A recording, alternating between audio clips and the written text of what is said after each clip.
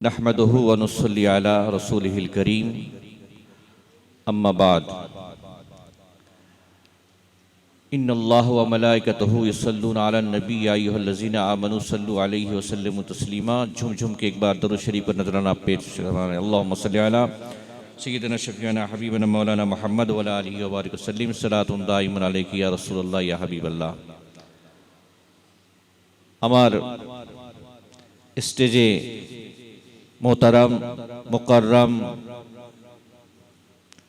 শ্রদ্ধেয় উলামায়ে কেরাম, মুফতিয়ানে এজাম, হুফাজে কেরাম, শুআরায়ে এজাম সবাই উপস্থিত আছেন। কেউ কেউ খুব ঘনিষ্ঠ আমার সঙ্গে আছেন, সাথে পাশে আমিও আছি, আর কেউ কেউ জানি না এ নাচিজ গুনহগার বাসবাটি দরবার শরীফ থেকে আপনাদের খিদমতে এসেছে। তবে আমরা সবাই একসঙ্গে মিলিতভাবে কাজ করব। বিশেষ করে দারুল উলুম সিদরাতুল মুনতাহা আমার খুবই কাছের মানুষ। আমি কলকাতায় এলে সাব্বির মুফতি আল্লামা সাব্বির হোসেন মিসবাহি সাহেব এর সঙ্গে দেখা হয়, পরামর্শ নিই, আমার থেকেও উনি আলোচনা করেন। তো আমরা যে মাহফিলে এসে হাজির হয়েছি, মাদ্রাসার ছেলেদের দস্তারবন্দির মাহফিলে,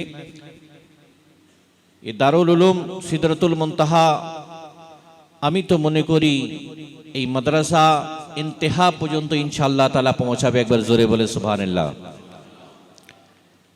শুরু হয়েছে, ইন্তেহা পর্যন্ত ইনশাআল্লাহ তাআলা পৌঁছাবে। আমাদের সকলের সহযোগিতা, সকলের আলোচনা বিশেষে এরকম খিদমত তে খালক আমাদের প্রয়োজন আছে। আজকে আপনারা শুনেছেন বহু বক্তা মুখ থেকে, তালাবুল ইলমে ফরিজাতুন আলা কুল্লি মুসলিমা।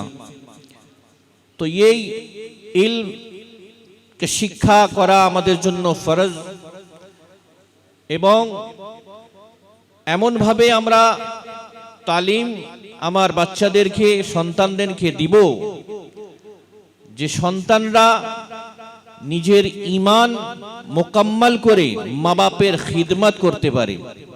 আজকে সমাজে দেখবেন তালিম আছে, শিক্ষা আছে বিভিন্ন দিক দিয়ে, কিন্তু মা বাপের তৌহিন হচ্ছে, বাড়িতে অশান্তি হচ্ছে, স্বামী স্ত্রীতে ঝগড়া হচ্ছে। আজকে এই তালিমের অভাবের জন্য, এই তালিমের অভাবের জন্য এই অশান্তিটা হচ্ছে।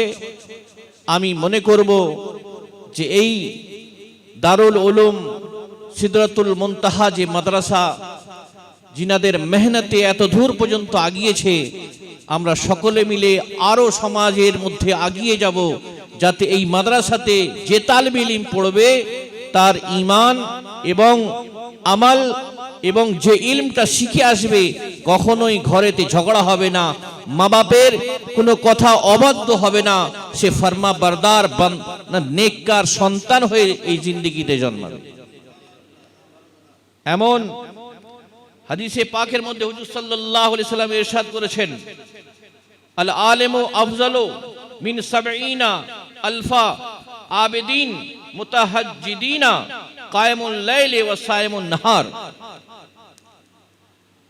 ইলম আর আমালের মধ্যে আমার হুজুর সাল্লাল্লাহু আলাইহি সাল্লাম ইলমকে প্রাধান্য দিয়েছেন, আলা বলেছেন। কেননা আমরা বিনা ইলমে আমল পরিপূর্ণ করতে পারি না, সঠিক করতে পারবো না, অসম্ভব। আমরা দেখবেন বহু বাড়িতে তাহাজ্জুদের নামাজ পড়ছে, কিয়াম নামাজ সবই পড়ছে, কিন্তু যেটি সঠিকভাবে কিরাতের মাধ্যম দিয়ে সূরা ফাতিহা সূরা যদি না পড়ে সেই নামাজ পড়ে তো তার দুরুস্ত হবে না, কমি রয়ে যাবে। এটার প্রয়োজন হচ্ছে মাদ্রাসা। সেই মাদ্রাসায় সে যদি সন্তানকে দিয়ে দেন, সে সঠিক মাখরাজ নিয়ে নামাজের মধ্যে আলহামদুলিল্লাহ শরীফ ফাতিহা সূরা ফাতিহাটাকে মাখরাজের সঙ্গে পড়ে সঠিকভাবে পড়ে স্যার নামাজকে মোকাম্মল করবে, তবেই সেটা কার্যকারী হবে। আজকে বহু দরবার শরীফে আসে বলে হুজুর আমি তাহাজ্জুদের নামাজ পড়ি কিন্তু দোয়া কবুল হয় না, আমি এই মুসিবতে আছি, বড় নামাজ পড়ছি, কিন্তু তাকে দেখতে হবে যে তুমি নামাজের মধ্যে যে সূরা ফাতিহাটা পড়ছো সঠিক উচ্চারণের সঙ্গে পড়ছো কি না। যদি সঠিক উচ্চারণের সঙ্গে না পড়ে তার আসর হবে না, তার ফায়দা হবে না। তো সেই ফায়দা আসর যদি আমরা নিতে চাই, আমরা দারুল উলুম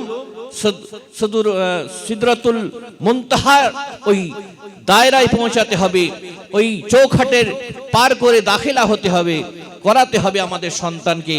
তবেই আমাদের সন্তান সেই ইলমকে শিখে মা বাপের খিদমত, দ্বীনের খিদমত, ইসলামের খিদমত এবং রাসূল সাল্লাল্লাহু আলাইহি সাল্লামের মোহাব্বত দিলের মধ্যে জাগাতে পারবে। বলুন সুবহানাল্লাহ।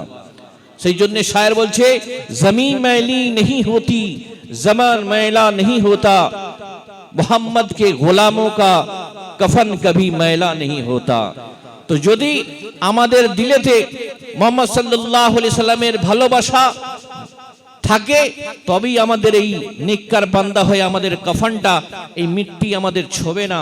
আর যদি আমরা ইলমে হাসিল করে যদি মোহাব্বতে রসুল জাগাই, তো উনি আলাদা আগের মৌলানা সাহেব বলছেন যে যত বড় ইবলিস আসুক না কেন, যত বড় ইবলিস আমাকে ওয়াদা করে আসুক না কেন, আমাদের ভিতরে ইলম আছে, ইলমের সঙ্গে মোহাব্বতে রসুল আছে, কখনোই ভটকাতে পারবে না, এদিক ওদিক যেতে পারবে না। আল আহলে সুন্নাতুল জামাতের দায়রায় থেকে, মোহাব্বতে রসুলের দায়রায় থেকে সে ইবাদত রিয়াজত বান্দাগি করতে পারবে। আল্লাহ রাব্বুল আলামিন যেন আমাদের সকলকে মোহাব্বতের সঙ্গে, আকীদাতের সঙ্গে, আহলে সুন্নাতুল জামাতের সঙ্গে যেন চলার তৌফিক ও রফিক আতা করেন। এই বলে আমি আমার ক্ষুদ্র বক্তব্য শেষ করলাম। আসসালামু আলাইকুম ওয়া রাহমাতুল্লাহি ওয়া বারাকাতুহু।